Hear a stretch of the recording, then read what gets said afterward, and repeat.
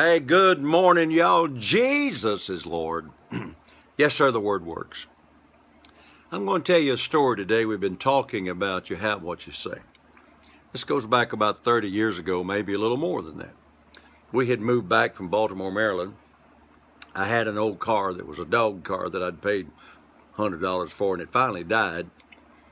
And we were believing God for a car. I mean, God had provided us with a house that was close enough to the school that our two older sons could walk to school. So I didn't have to have a car to get them to school, but we needed a car, for whatever we needed to do, go to church, go to the grocery store, whatever. We didn't have a car.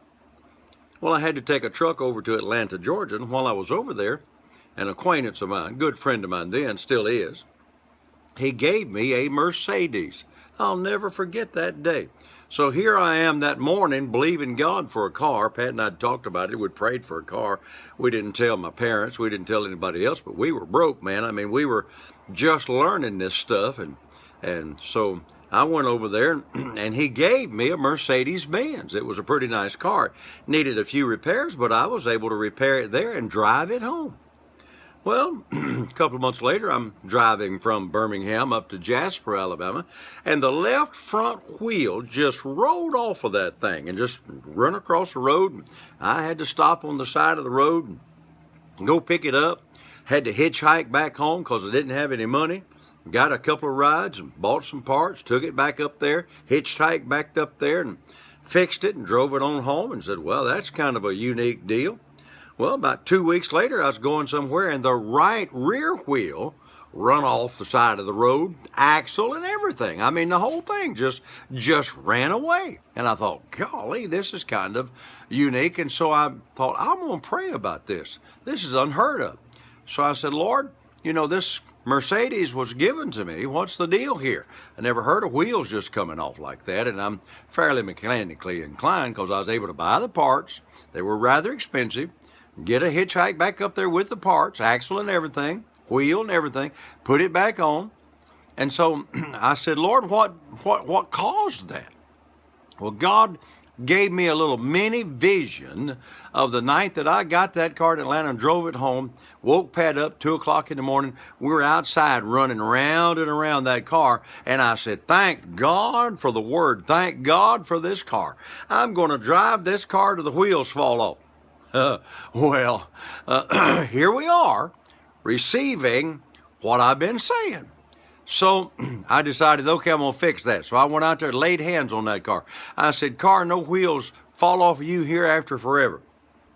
It wasn't 30 days, maybe 60 days at the most, that God told me to give that car away. I didn't pray for 2 or 3 days after that. I mean, God told me to give my one and only Mercedes away, and he told me who to give it to in Louisiana. Well, I took it to the guy, and about a year later, he called me one day. He said, Frank, what did you do to the wheels on this car? I said, Francis, what you talking about? He said, I had a flat the other day on that long bridge between Baton Rouge and Lafayette, and I couldn't get the wheel off of that thing. I had to have it towed off the bridge, and then I had to have that wheel burned off, subtly towards burning it off. He said, never heard of that before. And he said, then just a few days ago, another wheel went flat, tire went flat, and I couldn't get that wheel off. I said, Francis, you go out there and break my confession over that car, because I said no wheel come off of you hereafter forever, and it didn't. Thou art snared by the words of your mouth. He went out there and prayed over it. He never had any more trouble with it. I don't know what he did with it. Like I said, it's been 30 years ago. But here's what I want you to say. The word says, thou art snared by your words. Thou art taken by your words. Let me get over here in the sun if I can. Thou art taken by your words. So what you got to do is begin to realize it's very important to say what you desire, because you're going to have what you say. Not what you desire, but you're going to have what you say. No wheel come off of thee hereafter forever. I'm going to drive this car till the wheels fall off, and I had exactly what I said. Hey, I got to go.